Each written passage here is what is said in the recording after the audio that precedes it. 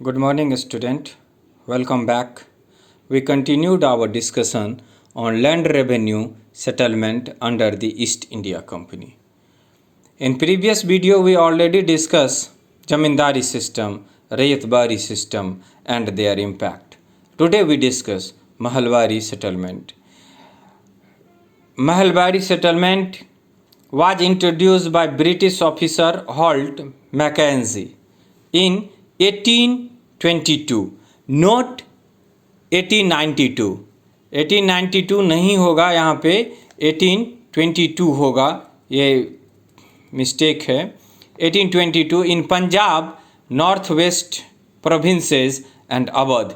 मतलब British officer Holt Mackenzie के द्वारा 1822 में पंजाब, नॉर्थ वेस्ट प्रोविंसेस और अवध में महलबारी सिस्टम को इंट्रोड्यूस किया गया।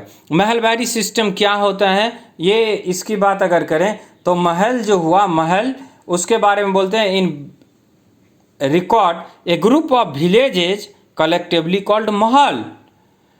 मतलब क्या हुआ कि ब्रिटिश राजस्व या दस्तावेज में महल जो है वो एक क्या था, रेवेन्यू इकाई, राजस्व की इकाई थी।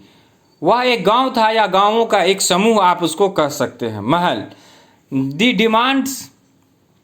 demands was to be revised periodically, not permanently। जैसे जमींदारी सिस्टम में या परमानेंट सेटलमेंट में आप देखिए कि वो सिस्टम परमानेंट था, यहाँ पे क्या होता है, वो सिस्टम परमानेंट नहीं था, वो एक निश्चित समय पे रिवाइज्ड होगा। मतलब हमेशा इसमें इंक्रीमेंट की संभावना ब्रिटिश ने रखी।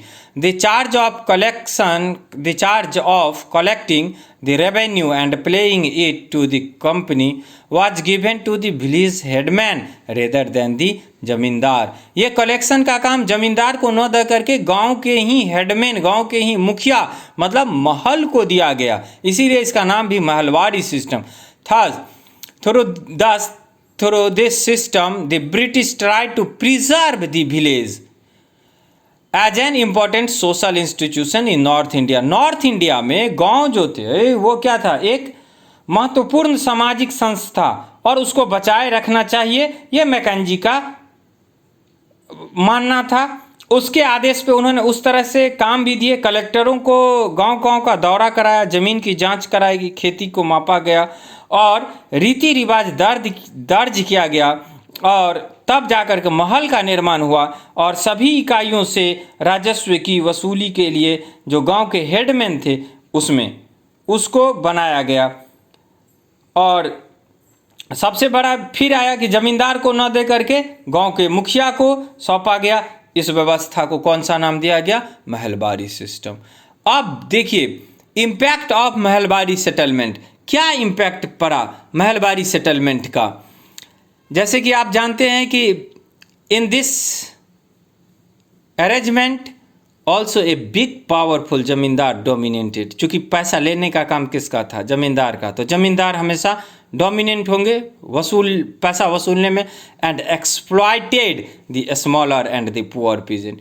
किसान का इस व्यवस्था में भी जो एक्सप्लॉइटेशन था वो जारी रहा, और पुअर पीजेंट्स जो थे उनको टैक्स देने में ही उनकी सारी कमाई चल जाती थी। तो ये व्यवस्था इसमें भी बना रहा। छोटे जो किसान थे वो deprived of ownership of their land, वो अपने जमीन से बेदखल कर दिए गए थे। किसके द्वारा, रिच लैंड लॉर्ड्स के द्वारा और मनी लेंडर्स के द्वारा। मतलब छोटे किसान जो थे उनको ज़मीन से बेदखल कर दिया जाता था लगान नहीं चुकाने पे। और अंत में तीसरा जो है, in this system too there was connection of land and authority in the hand of few rich landlords. वसूलने का काम, टैक्स लेने का जो काम था वो किसके पास आ गया, फिर फ्यू रिच लैंड लॉर्ड।